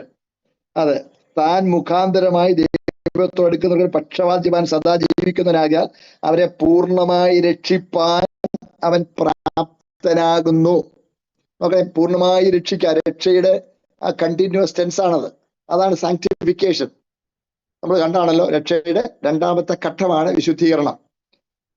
ഇനിയുണ്ട് വെളിപ്പാട് പുസ്തകം 22-ാം അധ്യായം 11-ാം വാക്യം വായിക്കുമ്പോൾ, അനീതി ചെയ്യുന്നവൻ ഇനി അനീതി ചെയ്യട്ടെ, അഴുക്കുള്ളവൻ ഇനി അഴുക്കാടട്ടെ, നീതിമാൻ ഇനിയും അധികം നീതി ചെയ്യട്ടെ, വിശുദ്ധൻ ഇനിയും തന്നെ വിശുദ്ധീകരിക്കട്ടെ. അപ്പൊ വിശുദ്ധന് പിന്നെ വിശുദ്ധീകരിക്കാൻ ആവശ്യമുണ്ട്. അതാ വിശുദ്ധിയിൽ വളരണം, വിശുദ്ധിയിൽ മുന്നേറണം. അതാണ് പ്രോഗ്രസീവ് സാങ്ക്ടിഫിക്കേഷൻ. 3-ാമത്തത് പെർഫെക്റ്റ് സാങ്ക്ടിഫിക്കേഷൻ, വിശുദ്ധിയുടെ പൂർണ്ണത. അത് ഈ ആയുസ്സിൽ നമ്മൾ പ്രാപിക്കുന്നില്ല. ജീവാവസാനം വരെയും നമ്മൾ തുടർന്നുകൊണ്ടിരിക്കുക, വിശുദ്ധിയിൽ വളർന്നുകൊണ്ടേയിരിക്കുക. ജീവാവസാനം വരെയും ഒന്നുകിൽ നമ്മളുടെ മരണം, അല്ലെങ്കിൽ കർത്താവിന്റെ മടങ്ങി വരവ്. അതുവരെ നമ്മുടെ വിശുദ്ധീകരണത്തിലെ മുന്നോട്ടുള്ള പുരോഗതി തുടർന്നുകൊണ്ടേയിരിക്കുന്നു. സ്തോത്രം. അതാണ് പൗലോസ്ലീഹ പറഞ്ഞിരിക്കുന്നത്. ഫിലിപ്പ് ലേഖനം 3-ാം അധ്യായത്തിൽ അതിന്റെ 12 മുതൽ, ലഭിച്ചു കഴിഞ്ഞു എന്നോ തികഞ്ഞവനായി എന്നോ അല്ല, ഞാൻ ക്രിസ്തു യേശുവിനാൽ പിടിക്കപ്പെട്ടിരിക്കുന്നത് കൊണ്ട് എനിക്കും അത് പിടിക്കാമോ എന്ന് വെച്ച് പിന്തുടരുന്നതേ ഉള്ളൂ. സഹോദരന്മാരെ, ഞാൻ പിടിച്ചിരിക്കുന്നു എന്ന് നിരൂപിക്കുന്നില്ല. ഒന്ന് ഞാൻ ചെയ്യുന്നു, പിമ്പിലുള്ളത് മറന്നും മുമ്പിലുള്ളതിന് ആഞ്ഞും കൊണ്ട് ക്രിസ്തു യേശുവിൽ ദൈവത്തിന്റെ പരമവിളിയുടെ ലാക്കിലേക്ക് ഓടുന്നു. നമ്മിൽ തികഞ്ഞവർ ഒക്കെയും ഇങ്ങനെ തന്നെ ചിന്തിച്ചു കൊള്ളുക. വല്ലതിലും നിങ്ങൾ വേറെ വിധമായി ചിന്തിച്ചാൽ ദൈവം അത് നിങ്ങൾക്ക് വെളിപ്പെടുത്തി തരും. നോക്കണേ, കണ്ടോ, തികഞ്ഞവന്റെ ചിന്ത എന്താ? ഒന്നും ആയില്ലെന്ന്. എന്തെങ്കിലും ഒരു തികവിന്റെ ഒരു അനുഭവം ഉണ്ടെങ്കിൽ അവന്റെ ബോധം എന്താ? അയ്യോ, ഞാനൊന്നും ആയില്ലെന്നുള്ളത്. അതാ ഓടുകയാ. പിടിച്ചു കഴിഞ്ഞു എന്നല്ല, തികഞ്ഞവനായി എന്നല്ല. അതാണ് പെർഫെക്റ്റ് സാങ്ക്ടിഫിക്കേഷൻ. കർത്താവിന്റെ വരവിക്കലോ നമ്മുടെ ജീവാവസാനത്തിലോ. സ്തോത്രം. നമ്മുടെ ആ പ്രോഗ്രസീവ് സാങ്ക്ടിഫിക്കേഷൻ ജീവാവസാനം കൊണ്ട് തീരുമല്ലോ. സ്തോത്രം. പിന്നെ അവന്റെ വരവിക്കലാണ് ആ പെർഫെക്ഷന്റെ പൂർണ്ണത, ആ പെർഫെക്ഷനിൽ നമ്മൾ ആകുന്നത്. സ്തോത്രം. അപ്പോൾ ഈ positional sanctification, progressive sanctification, perfect sanctification, ഈ 3 അനുഭവങ്ങൾ നമുക്ക് തിരുവെഴുത്തിൽ നിന്ന് മനസ്സിലാക്കാനായിട്ട് കഴിയും. നമ്മൾ വിശുദ്ധീകരിക്കപ്പെട്ടിരിക്കുന്നത് എങ്ങനെ? ഏകയാഗത്താൽ. അവന്റെ പുത്രനായ യേശുവിന്റെ രക്തം സകല പാപം പോക്കി നമ്മെ ശുദ്ധീകരിച്ചു. ശുദ്ധീകരണത്താലാണ് വിശുദ്ധീകരണം പ്രാപിച്ചത്. അതാ നമ്മളിവിടെ ഒരു പ്രിയപ്പെട്ടവർ ചോദിച്ചിട്ടുണ്ടല്ലോ, ജസ്റ്റിഫിക്കേഷൻ, സാങ്ക്ടിഫൈഡ് ആകാത്തവന് ജസ്റ്റിഫൈഡ് ആകാൻ ഒക്കുമെന്ന്. നോക്കണേ, സാങ്ക്ടിഫിക്കേഷൻ എന്ന് പറയുന്നത് ക്ലെൻലിനെസ് അല്ലെന്ന് ഞാൻ പറഞ്ഞത് നിങ്ങൾ മറക്കരുത്. അതാ അവന്റെ പുത്രനായ യേശുവിന്റെ സകല പാപവും പോക്കി നമ്മെ ശുദ്ധീകരിക്കുന്നു. വിശുദ്ധീകരിക്കുന്നു എന്നല്ല, വിശുദ്ധീകരിക്കുന്നതിന് വേറെ ഉണ്ട്, നമുക്ക് ചിന്തിക്കാം. അപ്പോൾ ശുദ്ധീകരിക്കുകയാണ്. നമ്മൾ ശുദ്ധീകരിക്കുക എന്ന് പറയുന്നത് പാപത്തിന്റെ ശിക്ഷയിൽ നിന്നുള്ള വിടുതലാണ്. അതിനാൽ നമ്മൾ ശുദ്ധീകരിക്കപ്പെടുന്നു. We are made holy. നമ്മളെ അശുദ്ധി നീക്കി വിശുദ്ധീകരിക്കുന്നു. അശുദ്ധി നീക്കി നമ്മളെ വേർതിരിച്ചേൽപ്പിക്കുന്നു. നമ്മളെ തന്നെ വേർതിരിച്ചേൽപ്പിക്കുക. നമ്മൾ ഏൽപ്പിക്കുമ്പോൾ കർത്താവ് നമ്മളെ ഏറ്റുകൊള്ളുകയാണ്. സ്തോത്രം. അതായത് ശുദ്ധീകരിക്കപ്പെടാതെ വിശുദ്ധീകരിക്കപ്പെടുവാൻ കഴിയുകയില്ല. എന്നാൽ ശുദ്ധീകരണവും വിശുദ്ധീകരണവും വ്യത്യസ്തമായ അനുഭവങ്ങളാണ്. ശുദ്ധീകരണം പാപത്തിൽ നിന്നുള്ള വിടുതലാണ്, പാപമോചനമാണ്. എന്നാൽ വിശുദ്ധീകരണം കർത്താവിന് മാത്രമായി വേർതിരിച്ച് ഏൽപ്പിക്കപ്പെടുന്നതാണ്. ഞാൻ കഴിഞ്ഞ ദിവസം ഉദാഹരണം പോലെ പറഞ്ഞല്ലോ, നമ്മൾ ഒരു പാത്രം കഴുകി വൃത്തിയാക്കി അതുപോലെ അവന്റെ പുത്രൻ യേശുക്രിസ്തുവിന്റെ പാപമേ ശുദ്ധീകരിച്ചു, എന്നിട്ട് അത് മാറ്റിവെക്കും. എങ്കിലേ ആ വിശുദ്ധിയിൽ നമുക്ക് ലഭിച്ച ആ ക്ലെൻലിനെസ്സിൽ നിലനിൽക്കാൻ കഴിയുള്ളൂ. ഓക്കെ, എന്നിട്ട് ആ ക്ലെൻലിനെസ്സിൽ നമ്മൾ മുന്നേറണം. അത് ഞാൻ കൂടുതൽ വിശദീകരിക്കാം. അതാണ് അപ്പോൾ പൊസിഷണൽ സാങ്ക്ടിഫിക്കേഷൻ. നമ്മൾ വിശുദ്ധന്മാരാണ്. അതുകൊണ്ട് ഓരോ ദിവസവും നമ്മൾ രാവിലെ എഴുന്നേറ്റ് പറയണമെന്ന് ഞാൻ ചിലപ്പോൾ പറയാറുണ്ട്, ഞാനൊരു വിശുദ്ധനാണ്. I am a Saint.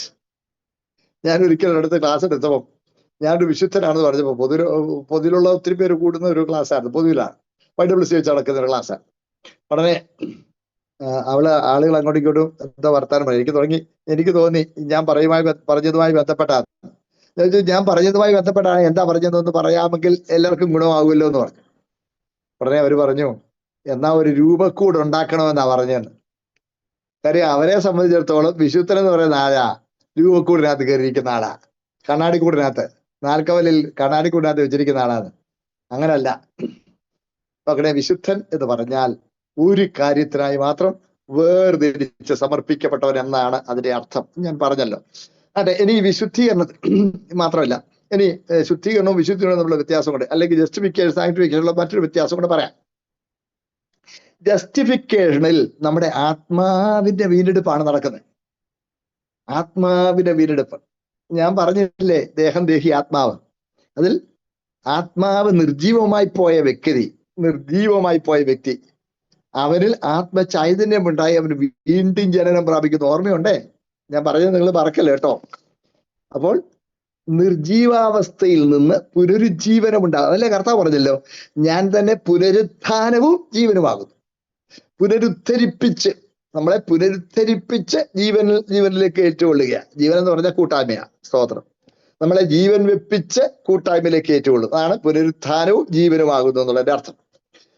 വീണ്ടും ജനിപ്പിക്കുന്നു. ആ വീണ്ടും ജനനത്തിൽ പഴയ ആ മൃതാവസ്ഥയിൽ നിന്നുള്ള ഉദ്ധാരണം ഉണ്ടാകുന്നു.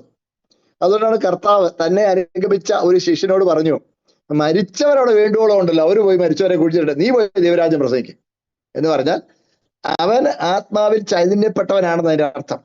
അപ്പോൾ ജസ്റ്റിഫിക്കേഷനിൽ നമ്മളെ ആത്മാവിന്റെ വീണ്ടെടുപ്പാണ് സാധിക്കുന്നത്. ആത്മാവ് ചൈതന്യപ്പെട്ട് ദൈവവുമായുള്ള സംസർഗത്തിലേക്കാകുന്നു. സ്തോത്രം. എന്നാൽ വിശുദ്ധീകരണത്തിൽ നമ്മുടെ ദേഹിയുടെ വീണ്ടെടുപ്പാണ് നടക്കുന്നത്. ദേഹി വഷളായി പോയതാ. ഒറ്റയടിക്ക് ദേഹി അങ്ങ് നിർമ്മലമാവില്ല. ആ ദേഹി വഷളായിപ്പോയ ദേഹി, സ്തോത്രം, നാം ആ ദേഹിയിൽ ശുദ്ധീകരണം നടന്ന് വിശുദ്ധീകരണത്തിൽ നാം മുന്നേറേണ്ടതുണ്ട്. അതുകൊണ്ടാണ് രക്ഷിക്കപ്പെട്ട ആളുകൾക്കും മാനസാന്തരത്തിന് ആവശ്യമുണ്ട്. രക്ഷിക്കപ്പെട്ട ആളുകളും തങ്ങളെ തന്നെ സൂക്ഷിക്കാൻ ആവശ്യമുണ്ട്. മുമ്പോട്ട് പോകുന്നു. സ്തോത്രം.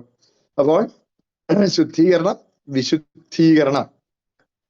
ശുദ്ധീകരണത്തിൽ ആത്മാവ് വീണ്ടെടുക്കപ്പെടുന്നു, വിശുദ്ധീകരണത്തിൽ ദേഹി വീണ്ടെടുക്കപ്പെടുന്നു.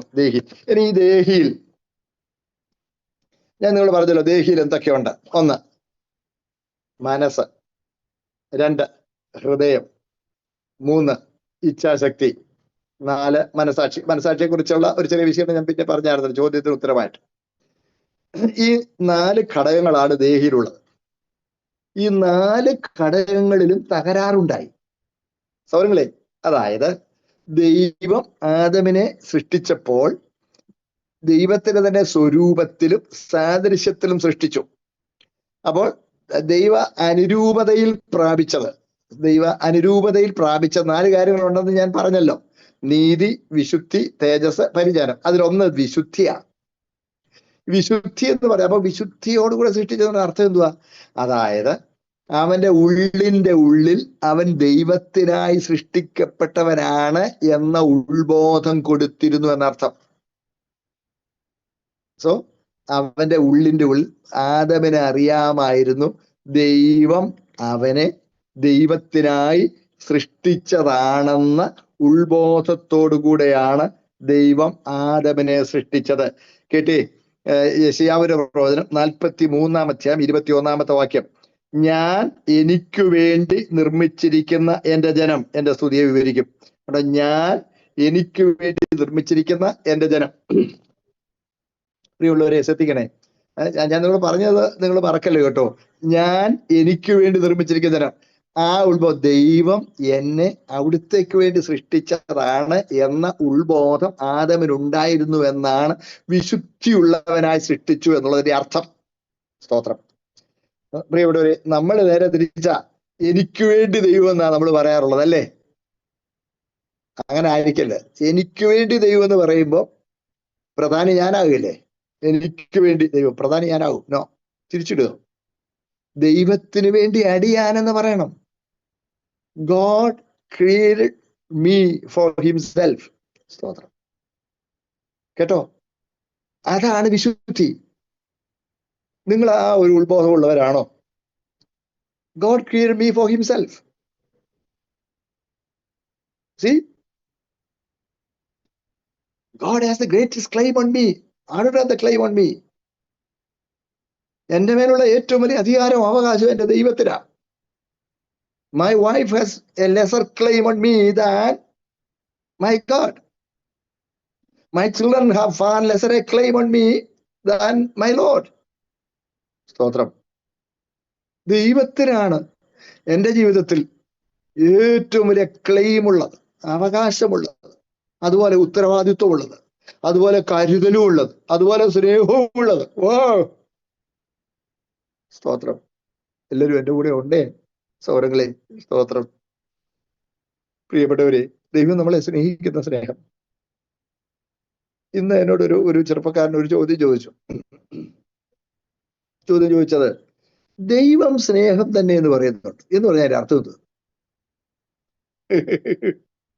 ദൈവം സ്നേഹം തന്നെ. അപ്പം ദൈവം സ്നേഹം തന്നെ എന്ന് പറയുമ്പോൾ സ്നേഹം ദൈവമാണെന്ന് ഒരു കാര്യം.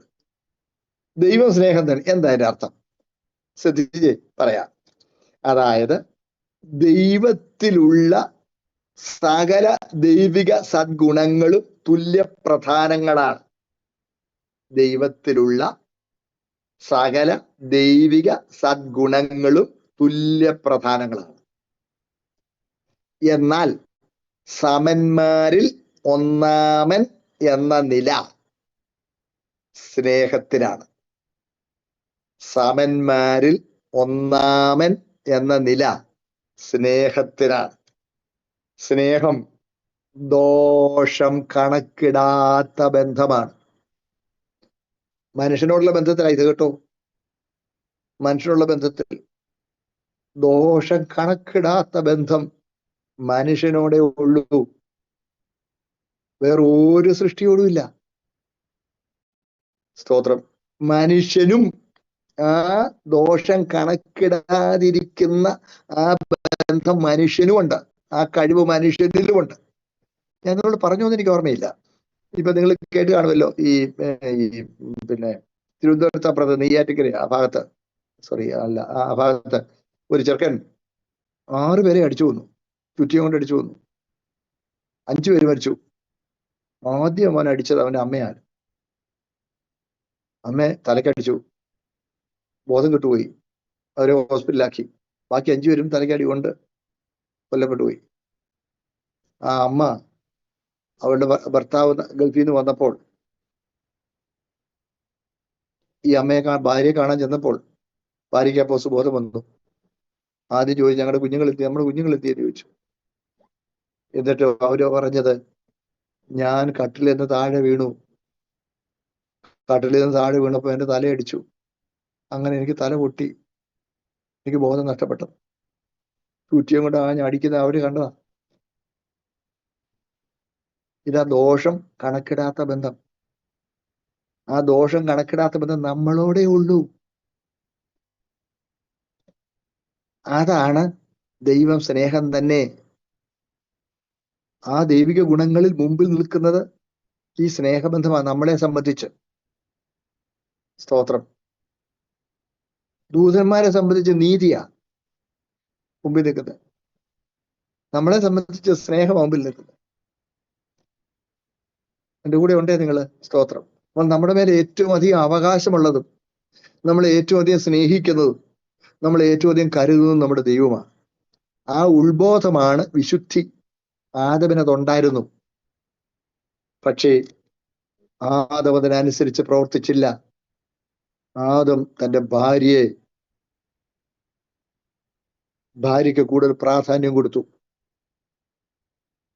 തന്റെ അസ്ഥിയിൽ നിന്ന് അസ്ഥിയും തന്റെ ദേഹത്തിൽ നിന്ന് ദേഹവും തന്റെ മാംസത്തിൽ മാംസവുമായ തന്റെ ഭാര്യയ്ക്ക് കൂടുതൽ പ്രാധാന്യം കൊടുത്തു. സ്വർഗ്ഗങ്ങളെ, നമ്മുടെ ശരീരത്തെ ദൈവത്തെക്കാൾ കൂടുതൽ പ്രധാനമായി കാണുന്നെങ്കിൽ നോക്കണേ, നമ്മുടെ ജീവിതം നമുക്ക് ദൈവത്തെക്കാൾ പ്രധാനമാണെങ്കിൽ നമ്മൾ അതേ തെറ്റ് ചെയ്യുകയാണ്. സ്തോത്രം. ഒന്നുകൂടെ പ്രാക്ടിക്കലായിട്ട് പറഞ്ഞാൽ, യേശുവിനെ തള്ളിക്കള അല്ലെങ്കിൽ നിന്നെ കൊല്ലുമെന്ന് പറഞ്ഞാൽ, യേശുവിനെ തള്ളിക്കൊണ്ടൊരു ജീവിതമില്ല. നിങ്ങൾ എന്നെ കൊന്നോളൂ, എന്റെ ജീവനേക്കാൾ എനിക്ക് പ്രിയപ്പെട്ടവൻ എന്റെ കർത്താവാ. അതല്ലേ കർത്താവ് പറഞ്ഞു, ജീവനേക്കാളേറെ എന്നെ സ്നേഹിക്കണം. സ്തോത്രം. എന്നെ ജീവനേക്കാളേറെ എന്റെ കർത്താവ് സ്നേഹിച്ചതാ. അതുകൊണ്ട് ഞാൻ എന്റെ ജീവനേക്കാളേറെ എന്റെ കർത്താവിനെ സ്നേഹിക്കും. ഇതാണ് വിശുദ്ധിയുള്ളവനായി ദൈവം ആദമിനെ സൃഷ്ടിച്ചു എന്നുള്ളതിന്റെ അർത്ഥം. പ്രിയപ്പെട്ട, നമുക്കും ആ ബോധമാണ് ഉണ്ടാകേണ്ടത്. ഞാൻ എൻ്റെ ദൈവത്തിനുള്ളവനാണ്. പക്ഷെ ദൈവം നമ്മളെ അങ്ങ് ബലാത്കാരനെ എടുക്കുകയില്ല. നമ്മൾ കൊടുത്താൽ ഏറ്റുകൊള്ളുകയുള്ളൂ. നമ്മൾ കൊടുത്താൽ, അവിടുത്തെ പരിശുദ്ധനും നമ്മൾ പാപിയുമായതുകൊണ്ട് നമ്മൾ കൊടുത്താൽ ഏറ്റുകൊള്ളുവാൻ കഴിയണമെങ്കിൽ നമ്മുടെ അശുദ്ധിക്ക് പരിഹാരം ഉണ്ടാകണമായിരുന്നു. അതുകൊണ്ടാണ് തന്റെ രക്തം കൊടുത്ത് നമ്മളെ കഴുകി നിർമ്മലീകരിച്ച്, നമ്മളെ ശുദ്ധീകരിച്ച്, നമ്മളെ വിശുദ്ധീകരിച്ചു. എൻ്റെ കൂടെ ഉണ്ടെന്ന് വിശ്വസിക്കുന്നു. അതെ, മുമ്പോട്ട് പോകട്ടെ. അപ്പോൾ രണ്ടാമത്തത്, അല്ലെങ്കിൽ രണ്ടാമത്തെ ഘട്ടത്തിൽ നമ്മുടെ ദേഹിയുടെ വീണ്ടെടുപ്പാണ്. ഈ ദേഹിയിലാണ് ചിന്തയിൽ വിശുദ്ധീകരണം ഉണ്ടാകണം. അതാണ് മാനസാന്തരപ്പെട്ടുകൊണ്ടേയിരിക്കണം. ഒരിക്കൽ മാനസാന്തരപ്പെട്ടാൽ പോരാ. അതാണ് റോമാലേഖനം 12 1 വാക്യം, 1-2 വാക്യങ്ങൾ. സൗരന്മാരെ, ഞാൻ ദൈവത്തിന്റെ മനസ്സിൽ ഓർമ്മിച്ചിട്ടുള്ള ബുദ്ധിയുള്ള ആരാധനയായ നിങ്ങളുടെ ശരീരങ്ങളെ ജീവനും വിശുദ്ധി ദൈവത്തിന് പ്രസാദമുള്ള യാഗമായി സമർപ്പിപ്പീൻ. ഈ ലോകത്തിൽ അനുരൂപരാകാതെ നന്മയും പ്രസാദം പൂർണ്ണ ദൈവത്തിന് തിരിച്ചറിയേണ്ടതിന് മനസ്സ് പുതുക്കി രൂപാന്തരപ്പെടുവീൻ. കണ്ടോ, രൂപാന്തരപ്പെട്ടുകൊണ്ടേയിരിക്കണം എന്നുള്ള ആശയമാണ്. രൂപാന്തരപ്പെട്ടുകൊണ്ടേയിരിക്കണം. എന്തിനാ? ദൈവഹിതം തിരിച്ചറിയാൻ. നമുക്ക് രൂപാന്തരം വന്നെങ്കിൽ മാത്രമേ, ഉള്ളിൽ മാറ്റം വന്നെങ്കിലും, അതുകൊണ്ടാണ് ചിന്തയിൽ മാറ്റം വരണം. മെറ്റനോയ്യ, ചിന്തയിൽ മാറ്റം വരണം. സ്തോത്രം. ആട്ടെ, മുമ്പോട്ട് പോയിക്കോട്ടെ. സ്തോത്രം. അപ്പോൾ ചിന്ത. 2, വിചാരം, വികാരം, ഇമോഷൻസ്. നമ്മുടെ ഇമോഷൻസിൽ അധപ്പതനമുണ്ടായി. നമ്മുടെ ഇമോഷൻസിൽ ഒന്നാം സ്ഥാനം നമ്മുടെ ബന്ധം ഒന്നാം സ്ഥാനം നമ്മളോടായിരുന്നു, അല്ലേ? പിന്നെ നമ്മുടെ വേണ്ടപ്പെട്ടവരോടായിരുന്നു. അത് മാറണം. നമ്മുടെ വേണ്ടപ്പെട്ടവരെക്കാൾ, നമ്മളെക്കാൾ കർത്താവിനോടുള്ള ബന്ധം പ്രധാനമാണ്. അതാ ഇപ്പൊ ഞാൻ പറഞ്ഞത്. സ്തോത്രം. കർത്താവിനായിട്ട് നമ്മൾ ഏൽപ്പിച്ചു കൊടുക്കണം നമ്മുടെ ബന്ധങ്ങൾ. കർത്താവിനുള്ള ബന്ധത്തിന് വെല്ലുവിളിയായി വരുന്ന ഒരു ബന്ധവും അനുവദിക്കാൻ പാടില്ല. ആ ബന്ധങ്ങളിൽ മാറ്റം വരണം. അതാ കർത്താവ് പറഞ്ഞത്, ഞാനേ സമാധാനം വരുത്താൻ വന്നു എന്ന് വിചാരിക്കരുത്. സമാധാനമല്ല, വാളത്രയും വരുത്താൻ വന്നത്. ലൂക്കോസ് വിശേഷം 12-ാം അധ്യായത്തിൽ കർത്താവ് പറഞ്ഞിട്ടുണ്ട്. കർത്താവ് 10-ാം അധ്യായത്തിൽ പറഞ്ഞത് അവന്റെ വീട്ടുകാരവന്റെ ശത്രുക്കളാകും. ഞാൻ വായിച്ചു കേൾപ്പിക്കാം. ലൂക്കോസ് 12-ാം അധ്യായം. ഭൂമിയിൽ തീയിടുവാൻ ഞാൻ വന്നിരിക്കുന്നു. 10-ാം അധ്യായത്തിന്റെ 49 മുതലുള്ള വാക്യങ്ങളാണ്. ഭൂമിയിൽ തീയിടുവാൻ ഞാൻ വന്നിരിക്കുന്നു, അതിപ്പോഴേ കത്തിയെങ്കിൽ കൊള്ളായിരുന്നു എന്നല്ല ഞാൻ എന്തും പച്ചത്തിച്ചുകേണ്ടു, എങ്കിലും എനിക്കൊരു സ്നാനമേൽപ്പാനുള്ള കഴിയുവാൻ ഞാൻ എത്ര ഞെരുങ്ങുന്നു. ഭൂമിയിൽ സമാധാനം വരുത്തുവാൻ നൽകുവാൻ ഞാൻ വന്നിരിക്കുന്നു എന്ന് തോന്നുന്നു, അല്ലല്ല, ഛിദ്രം വരുത്തുവാൻ അത്രേ എന്ന് ഞാൻ നിങ്ങളോട് പറയുന്നു. ഇനിമേൽ ഒരു വീട്ടിൽ 2 മൂവരും, മൂവരോട് ഇങ്ങനെ 2, ഇങ്ങനെ 5 പേർ തമ്മിൽ ഛിദ്രിച്ചിരിക്കും. അപ്പൻ മകനോടും, മകൻ അപ്പനോടും, അമ്മ മകളോടും, മകൾ അമ്മയോടും, അമ്മാവിയമ്മ മരുകളോടും, മരുമകൾ അമ്മാവിയമ്മയോടും ഛിദ്രിച്ചിരിക്കും. എന്തുകൊണ്ടാ? സ്തോത്രം. അവരോടുണ്ടായിരുന്ന ബന്ധത്തെക്കാൾ കർത്താവിനുള്ള ബന്ധം വലുതായി. സ്തോത്രം. നമ്മൾ അവരെ വെറുക്കുന്നത് പോലുള്ള ഒരവസ്ഥയിലായി. അതല്ലേ കർത്താവ് പറഞ്ഞത്? ലൂക്കോസ് 14-ാം അധ്യായം 25 വായിക്കുമ്പോൾ, ഏറിയ പുരുഷാരവനോട് പോകുമ്പോൾ യേശു തിരിഞ്ഞവരോട് ഒരുവന്റെ അടുക്കൽ വരികയും മീൻസ് അപ്പനെയും അമ്മയും ഭാര്യയെയും മക്കളെയും സൗരയും സ്വന്തം ജീവനെയും കൂടെ പകയ്ക്കാതിരിക്കുകയും ചെയ്താൽ അവൻ എന്റെ ശിഷ്യനായിരിക്കാൻ കഴിയുകയില്ല. കണ്ടോ? ബാക്കി എല്ലാ ബന്ധങ്ങളും 2-ാം സ്ഥാനത്തേക്ക് പിൻവലിയണം. സോദരങ്ങളെ ശ്രദ്ധിക്കണേ, ബന്ധങ്ങൾ വിപ്ലവാത്മകമായി രൂപാന്തരപ്പെടും. അത് വിശുദ്ധീകരണത്തിന്റെ ഒരു പ്രധാന ചുവടാണ്. ലൗകികരായ ആളുകളുമായുള്ള നിങ്ങളുടെ ബന്ധം, നിങ്ങളുടെ കുടുംബത്തിൽ എല്ലാവരും രക്ഷിക്കപ്പെട്ടിട്ടുണ്ടെങ്കിൽ നിങ്ങൾ ഭാഗ്യവാന്മാരാണ്. സ്തോത്രം. എന്നാൽ ഒരു വിശുദ്ധന് യോഗ്യമല്ലാത്ത ഒരു ബന്ധവും ഒരു ദൈവവചന ജീവിതത്തിൽ ഉണ്ടായിരിക്കാൻ പാടുള്ളതല്ല. അത് വിശുദ്ധീകരണത്തിന്റെ ഒരു പ്രധാന ചുവടാണ്. നമ്മൾ വിശുദ്ധ തിരുവെഴുത്ത് പരിശോധിച്ചാൽ ദാവീദിനെ യോനാഥാനെയും കാണാൻ കഴിയും. യോനാഥാൻ ദാവീദിനെ സ്വന്തം പ്രാണനെ പോലെ സ്നേഹിച്ചിരുന്നു. സ്വന്തം പ്രാണനെ പോലെ സ്നേഹിച്ചിരുന്നു. പ്രിയപ്പെട്ടവരെ, യോനാഥാന് ദാവീദിന് വേണ്ടി അപ്പൻ്റെ അടുത്ത് സംസാരിച്ചു. അവന് വാളും വസ്ത്രവും ഒക്കെ കൊടുത്തു. അവന് എല്ലാ ഉദവികളും ചെയ്തു കൊടുത്തു. എന്നാൽ സ്തോത്രം, ശ്രദ്ധിക്കണേ, ഉടമ്പടി ചെയ്തു. നീ രാജാവാകും, ഞാൻ നിന്നോട് 2ാമനാകും. കണ്ടില്ലേ? ശമൂവേലിന്റെ 1-ാം പുസ്തകം 20-ാം അധ്യായം നിങ്ങൾ വീട്ടിലൊന്ന് വായിക്കണം. അവിടെ പന്തിമോചനത്തിന് ദാവീദിനെ കാണാഞ്ഞപ്പോ ശൗൽ ചോദിച്ചു, എന്തി അവൻ ഇശായിയുടെ മോനെ കണ്ടില്ലല്ലോ? അവനെന്താ പറഞ്ഞു? അവന്റെ വീട്ടിൽ വരെ പോകാൻ അവൻ അനുവാദം ചോദിച്ചാൻ ശൗലങ്ങ് കോപമായി. അവൻ ഇശായി, അയ്യോ, ആ ശൗല് പറഞ്ഞ വാക്കുകൾ എന്റെ പൊന്നപ്പനെ 30-ാം വാക്യം. അപ്പോൾ ശൗലിന്റെ കോപം യോനാഥാനെ ജ്വലിച്ചു. അവനവനോട്, വാക്രതയുള്ള മകനെ, നിന്റെ സ്വന്തം ലജ്ജയ്ക്ക് നിന്റെ അമ്മയുടെ ഇവിടുത്തെ നഗ്നതയുടെ ലജ്ജയ്ക്കുമായി നീ ഈശായുടെ മോനോട് കൂടിയിരിക്കുന്നു എന്ന് എനിക്ക് അറിഞ്ഞുകൂടെയോ? ഈശായുടെ മോൻ ഭൂമിയിൽ ജീവിച്ചിരിക്കുന്ന കാലത്തൊരിക്കൽ നീ നിന്റെ രാജ്യത്ത് ഉറയ്ക്കില്ല. ഉടനെ ആളെ വെച്ച് അവനെ വരുത്തുക, അവനെ എന്റെ അടുക്കൽ വരുത്തുക, അവൻ മരണയോഗ്യനാവെന്ന് പറഞ്ഞു. യോനാഥാന്റെ അപ്പനായ ശൗലിനോട്, അവനെ എന്തിനു കൊല്ലുന്നു? അവൻ എന്ത് ചെയ്തു എന്ന് ചോദിച്ചു. അപ്പോൾ ശൗൽ അവനെ കൊല്ലുവാൻ അവന്റെ നേരെ കുന്തം ചാടി.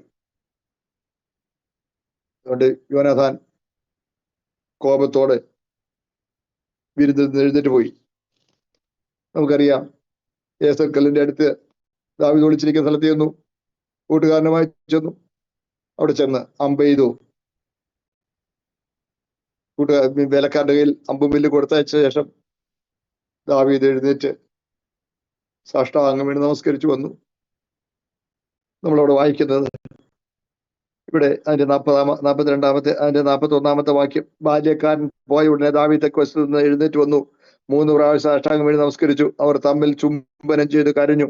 ദാവീദ് ഉച്ചത്തിൽ കരഞ്ഞുപോയി. യോനാഥാൻ ദാവീദിനോട്, യഹോവ എനിക്കും നിനക്കും എന്റെ സന്തതിക്കും നിന്റെ സന്തതിക്കും എന്നേക്കും സാക്ഷി എന്നിങ്ങനെ നാം ഇരുവരും യഹോവയുടെ നാമത്തിൽ സത്യം ചെയ്തിരിക്കൊണ്ട് സമാധാനത്തോടെ പോകാ എന്ന് പറഞ്ഞു. അങ്ങനെ അവർ എഴുന്നേറ്റ് പോയി. യോനാഥാനോ പട്ടണത്തിലേക്ക് പോയി. ഉടമ്പടി ചെയ്തു, എല്ലാ ഉദവികളും ചെയ്തു, അവനെ അപ്പന്റെ വാളിൽ നിന്ന് രക്ഷിച്ചു വിട്ടു. പക്ഷേ ദാവീദിന്റെ കൂടെ ദുർഗങ്ങളിലേക്ക് പോകാൻ യോനാഥാൻ കൂട്ടാക്കിയില്ല. അപ്പനോടുള്ള ബന്ധം പ്രധാനമായിരുന്നു. വിട്ടുപോകേണ്ടത് അപ്പൻ രാജഭോജൻ, രാജാവിന്റെ അരമനയിലെ പന്തിഭോജനം. കൂടിച്ചേരേണ്ടത് കടമുള്ളവർ, ഞെരുക്കമുള്ള, സന്തുഷ്ടില്ലാത്തവർ, ഈ വകക്കാരുടെ കൂടെ. കൊട്ടാരത്തിന് സുഖം വിട്ട് മരുഭൂമിയുടെ ഏകാന്തത്തിലേക്ക് പോകാൻ യോനാഥാനും മനസ്സില്ലായിരുന്നതുകൊണ്ട് ഗിൽബോവ പർവ്വതങ്ങളിൽ അവൻ പട്ടുപോയി. ഉടമ്പടി എടുത്തിരുന്നുള്ള സത്യ, നീ രാജാവ്, ഞാൻ രണ്ടാമനാകും. സഹോദരങ്ങളെ, ദേഹിയിൽ ബന്ധങ്ങൾ,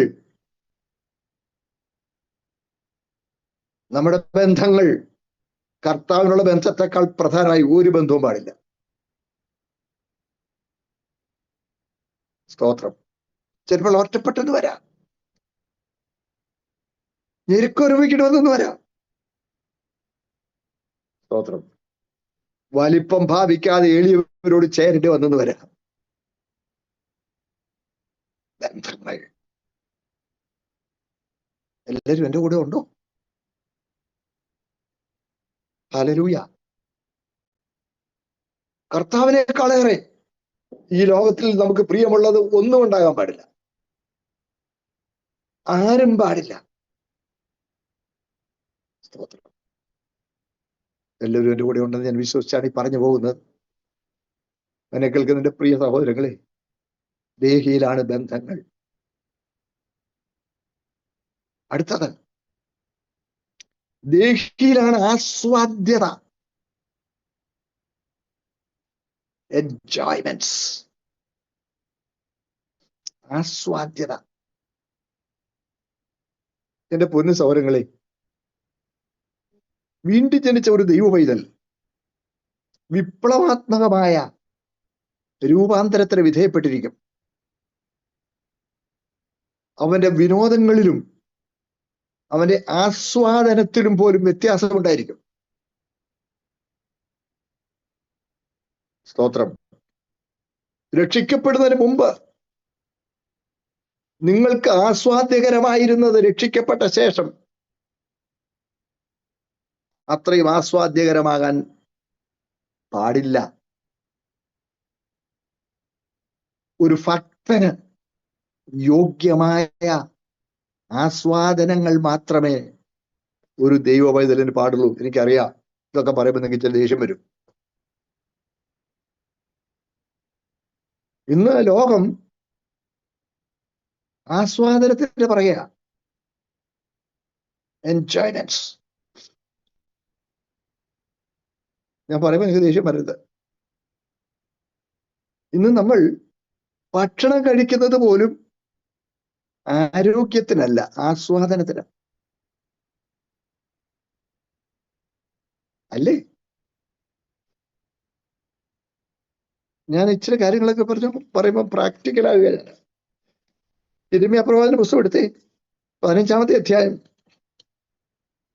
യിരെമ്യാ പ്രവാചകന്റെ പുസ്തകം 15-ാമത്തെ അധ്യായം, അതിന്റെ 16-17 വാക്യം. സ്തോത്രം. ഞാൻ നിന്റെ വചനങ്ങളെ കണ്ടെത്തി ഭക്ഷിച്ചിരിക്കുന്നു, നിന്റെ വചനങ്ങൾ എനിക്ക് സന്തോഷവും എന്റെ ഹൃദയത്തിന് ആനന്ദവുമായി. സൈന്യങ്ങളുടെ ദൈവമായ യഹോവേ, നിന്റെ നാമം എനിക്ക് വിളിക്കപ്പെട്ടിരിക്കുന്നുവല്ലോ. 17-ാം വാക്യം. കളിയില്ല, നീ എന്നെ നീരസം കൊണ്ട് നിറച്ചിരിക്കിയാൽ നിന്റെ കൈ നിമിത്തം ഞാൻ തനിച്ചിരുന്നു.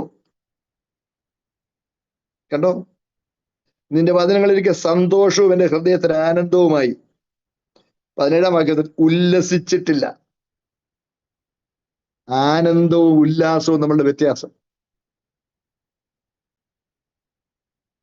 സ്തോത്രം. എല്ലാവരും എൻ്റെ കൂടെ ഉണ്ടോ? ഇന്ന് വേൾഡ് കപ്പ് ലൈവായിട്ട് ടെലികാസ്റ്റ് ചെയ്യുന്നൊരു സമയം അനുസരിച്ചാണ് സഭകളിൽ യോഗങ്ങൾ ക്രമീകരിക്കുന്നതെന്നോ മറ്റോ ആരാണ്ട് എന്നോട് പറഞ്ഞു.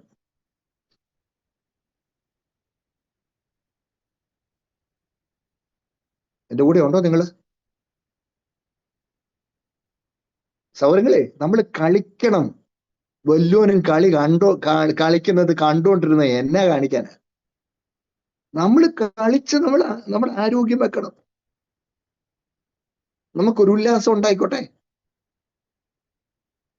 വല്യോനും ഭക്ഷണം കഴിക്കുന്നത് കണ്ടോണ്ടിരുന്ന വിശപ്പ് മാറും. ഭക്ഷണം കഴിക്കുന്ന പോലെ വ്യായാമം നമ്മുടെ ശരീരത്തിന് ആവശ്യം കേട്ടോ. വല്യോനും വ്യായാമം കാണിക്കുന്നത് കണ്ടോണ്ട് ഞാനിവിടെ ഇങ്ങനെ പറയാറുണ്ട്, കൗച്ച് പൊട്ടേറ്റോസ് എന്ന് പറയും. ഇതിന് മനസ്സിലായി, കൗച്ച് പൊട്ടേറ്റോസ്. പ്രത്യേകിച്ച് ഗൾഫിലാണ് കേട്ടോ. ഈ വീടുകളിൽ ചെന്നാൽ സോഫകൾ reclining. We don't sit straight. We recline.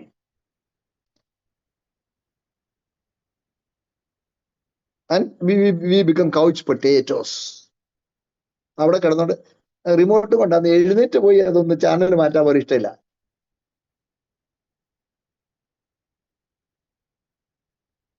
No, ഈ ശരീരം പരിശുദ്ധാത്മാവിന്റെ മന്ദിരം. പരിശുദ്ധാത്മാവിന്റെ മന്ദിരമായ ഈ ശരീരം ദൈവത്തിന് പ്രസാദകരമായ കാര്യങ്ങളിലാണ് ഉപയോഗിക്കേണ്ടത്. ലോകത്തിന് ആസ്വാദ്യകരമായതൊന്നും നമുക്ക് അത്ര ആസ്വാദ്യകരമാകില്ല. എല്ലാവരും എൻ്റെ കൂടെ തന്നെ ഉണ്ടോ? എനിക്കറിയാം നിങ്ങളിപ്പോ എന്നെ ഒരു ഷാൾട്ടണെന്നോ എന്തുവാ പ്രിമിറ്റീവ് ഗായ് എന്നൊക്കെ ചിലപ്പോൾ വിളിച്ചെന്ന് വരും. പ്രിയപ്പെട്ടവരെ, go out and play. Don't relax on the couch and watch others play. It will consume your precious time. It will make you unhealthy. Obesity is the curse of the day. You know, obesity. Getting too fat. എല്ലാവരും കൂടെ ഉണ്ടേ.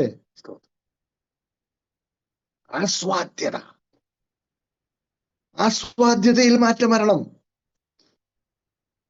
ക്രമാനുഗതമായി മാറിക്കൊണ്ടിരിക്കും. ഒറ്റയടിക്ക് നടക്കുന്നതല്ല.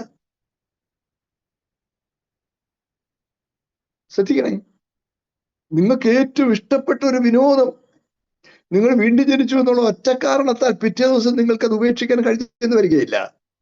Progressive sanctification. നിങ്ങളുടെ ശരീരത്തെക്കുറിച്ചും നിങ്ങളുടെ സമയത്തെക്കുറിച്ചും. എവിടെ സമയം? ജോലി കഴിഞ്ഞ് വീട്ടിൽ വന്ന് കുഞ്ഞുങ്ങളുടെ കാര്യം നോക്കി പിന്നെ ദൈവവചനം ധ്യാനിക്കാനും പ്രാർത്ഥനത്തിന് എവിടെ നേരം? എന്റെ പൊന്നു സൗരങ്ങളെ, അയ്യോ, വഷളന്മാരുടെ വികടങ്ങളിൽ ആസ്വദിക്കുന്ന ഒരു സ്ഥിതി. പണ്ടൊക്കെ സിനിമാ തിയേറ്ററിൽ പോയി സിനിമ കണ്ടാൽ സഭയിൽ കർത്തൃമേശയെന്ന് മാറ്റിയിരുത്തുമായിരുന്നു. ഇപ്പൊ അതിൻ്റെ ഒന്നും ആവശ്യമില്ലല്ലോ. ഇപ്പം ഓരോരുത്തർക്ക് ഉറക്കറേ വരുമല്ലോ. പക്ഷെ ഒരു കാര്യം മറക്കല്ലേ, പാസ്റ്റർ കണ്ടില്ല, സ്വർഗത്തിലെ ദൈവം കണ്ടു. മോഹങ്ങൾ ജനിക്കുമാർ ജഡത്തിനായി ചിന്തിക്കരുത്.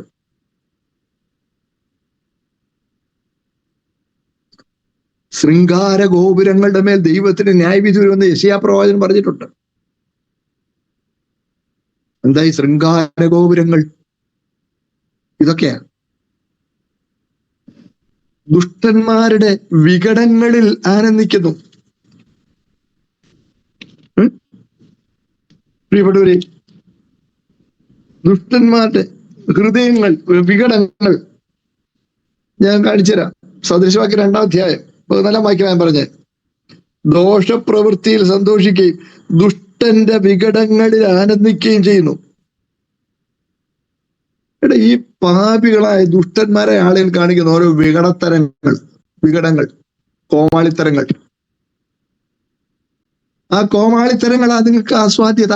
വചനം വായിച്ച് സന്തോഷിക്കാൻ നമ്മൾ സമയം എടുക്കുമോ? നിന്റെ സാന്നിധ്യത്തിൽ സന്തോഷ പരിപൂർണത്തിന്റെ വലത്ത് ഭാഗത്ത് പ്രമോദങ്ങളുമുണ്ട്. ആസ്വാദ്യതകൾ ദൈവഹിതപ്രകാരം മാറിക്കൊണ്ടേയിരിക്കണം. ഞാൻ പറഞ്ഞത് ആവർത്തിക്കുന്നു. Outright C all of a sudden in a fine morning this may not happen, but you have to undergo a thorough change, progressive sanctification. സ്തോത്രം. നമ്മൾ ഭക്ഷണം കഴിക്കുമ്പോഴും കർത്താവിന്റെ മന്ദിരമാണ് ഈ ശരീരം എന്ന നിലയിൽ വേണം കഴിക്കാൻ. ശരീരത്തിന് ദോഷം വരുത്തുന്ന ഒന്നും ജങ്ക് ഫുഡ് ഇതൊക്കെ പറഞ്ഞാൽ നിങ്ങൾക്ക് ഇഷ്ടപ്പെടുകയല്ല. വചനത്തിന് ഇതൊക്കെ ഉണ്ടെന്നേ കാണിച്ചു തരാം. സഭാപ്രസംഗി 10-ാം അധ്യായത്തിന്റെ 17-ാമത്തെ വാക്യം ഞാൻ വായിക്കട്ടെ. കുലീനപുത്രനായ രാജാവും മദ്യപാനത്തിനല്ല ബലത്തിനു വേണ്ടി മാത്രം തക്ക സമയത്ത് ഭക്ഷണം കഴിക്കുന്ന പ്രഭുക്കന്മാരുള്ള ദേശമേ നിനക്ക് ഭാഗ്യം. കണ്ടോ, കുലീനപുത്രനായ രാജാവും മദ്യപാനത്തിനല്ല, ആസക്തികൾക്കല്ല,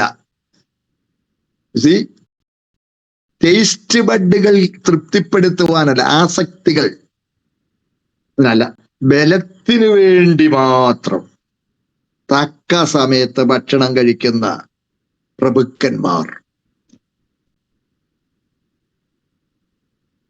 നമ്മുടെ മെനുവിനൊക്കെ മാറ്റം വരേണ്ടി വരും ചിലപ്പോൾ. എല്ലാവരും എന്റെ കൂടെ ഉണ്ടോ? ഈ ശരീരം പരിശുദ്ധാത്മാവിന്റെ മന്ദിരമല്ലേ? പരിശുദ്ധാത്മാവിന്റെ മന്ദിരത്തിന് യോഗ്യമായത് മാത്രമേ ഇതിനകത്തോട്ട് ചെല്ലാവൂ. ദൈവത്തിന്റെ മന്ദിരം നശിപ്പിക്കുന്നതിനെ ദൈവം നശിപ്പിക്കും. അനാരോഗ്യകരമായ, ആസ്വാദ്യകരമായ, നോക്കണേ സ്തോത്രം, ഫുഡ് ഹാബിറ്റ്സിലേക്ക് നിങ്ങൾ വഴുതിപ്പോകരുത്. ഓ, ഇതെന്നാ മനുഷ്യൻ ഈ പറയുന്നല്ലേ, ദേഷ്യം വരുന്നോ? ഓ, വന്നോട്ടെ, എനിക്ക് പ്രശ്നമില്ല. പക്ഷേ ശരീരം പരിശുദ്ധാവിന്റെ മന്ദിരമാണ്. What you have on your body? God has given you that. ദൈവത്തിന്റെ മന്ദിരമല്ലേ ഇത്? സ്തോത്രം. ദൈവത്തിന്റെ മന്ദിരം നശിപ്പിക്കുന്നതിനെ ദൈവം നശിപ്പിക്കും. ആസ്വാദ്യത ദേഹിയിലാണ്. അത് വിശുദ്ധീകരണത്തിന്റെ ഭാഗമാണ്. ദേഹിയുടെ ശുദ്ധീകരണം, ദേഹിയുടെ രൂപാന്തരം. നാം വിശുദ്ധിയിൽ വളരണം. Progressive sanctification. സമയം കഴിഞ്ഞു പോയി, എനിക്കറിയാം. നാളെ വർക്കിംഗ് ഡേ ആ. So I put an end here. ദേഷ്യം വന്ന് കാണും, എനിക്കറിയാം. ഒരു കുഴപ്പമില്ല, എനിക്ക് ദേഷ്യമില്ല. സൗരങ്ങളെ, ഞാൻ നിങ്ങളെ സ്നേഹിക്കുന്നുണ്ട് പറയാ. നിങ്ങളുടെ വാസ് തിരഞ്ഞെടുത്ത വിഷയമാണ്. ഞാൻ വിഷയം വിട്ടു പോയില്ല. എനിക്ക് ഒത്തിരി കാര്യങ്ങൾ ഇതുമായിട്ട് ബന്ധപ്പെട്ട് പറഞ്ഞാൽ കൊള്ളാവുന്നുണ്ട്.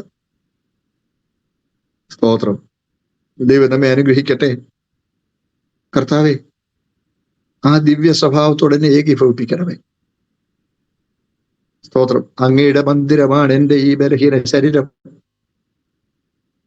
അതിന് യോഗ്യമായ നിലയിൽ എൻ്റെ എല്ലാ കാര്യങ്ങളും ക്രമീകരിക്കുവാൻ എൻ്റെ കണ്ണുകൾ, എൻ്റെ കാതുകൾ, എൻ്റെ ചിന്തകൾ,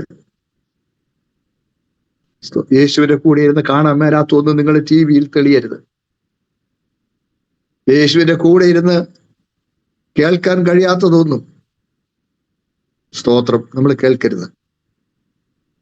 സ്തോത്രം. കർത്താവിന്റെ പരിശുദ്ധാത്മാവിന്റെ മന്ദിരമാണ് ശരീരം എന്നതിന് യോഗ്യമല്ലാത്ത ഒന്നും നമ്മൾ ഭക്ഷിക്കരുത്. കർത്താവ് നമ്മെ സഹായിക്കട്ടെ. കൂടുതൽ കാര്യങ്ങൾ കർത്താവിന് വെച്ചാൽ എനിക്ക് നാളെ പറയണമെന്നുണ്ട്. ചൂടായി ഒരു ചോദ്യം ചെയ്തതിനെ പ്രതികരിക്കുന്നെങ്കിൽ I welcome that, so that I may have a chance to give my explanations. വിശുദ്ധന്മാരെ ചേർക്കാനാണ് കർത്താവ് വരുന്നത്. വിശുദ്ധന്മാർ രക്ഷയുടെ 2-ാം ഘട്ടം പ്രധാനമാണ്. രക്ഷയുടെ 2-ാം ഘട്ടത്തിൽ, സ്തോത്രം, പ്രിയപ്പെട്ടവരെ, നമ്മുടെ രക്ഷയ്ക്കായി പ്രവർത്തിക്കുവാൻ ആവശ്യമുണ്ട്. നാം വിശുദ്ധന്മാരായിരിക്കുവാൻ കർത്താവ് കൃപ നൽകട്ടെ. ദൈവം നമ്മെ അനുഗ്രഹിക്കട്ടെ. വന്ദനം.